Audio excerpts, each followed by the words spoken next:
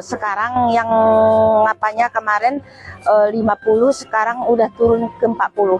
Itu harga cabai apa? Caplak. Kalau cabai merah, Merah itu sekarang kita ambil dari orang 14-an lah. 14.000. Dijual berarti berapa? 15, 16. Kalau cabai hijaunya?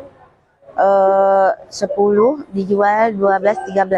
Ini cabainya dari pedagang sini Bu atau memang dari Medan masih? Enggak, dari pondok daerah Takengon. Takengon ya. Kalau dari Medan belum ada masuk barang. Belum. Kok tomat belum ada? Ke tomat agak menonjak sedikit. Paling besarnya 7.000. 7.000. Ya, dari petani sebelumnya 2.000, 1.500.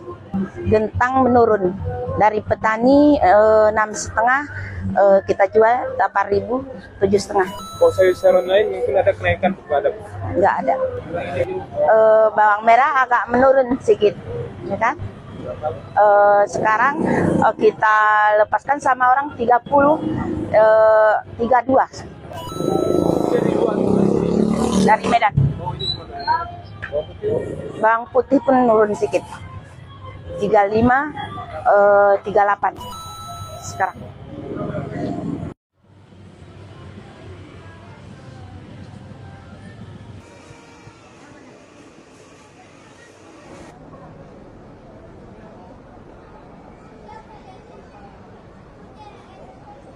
Beras naik 20.000.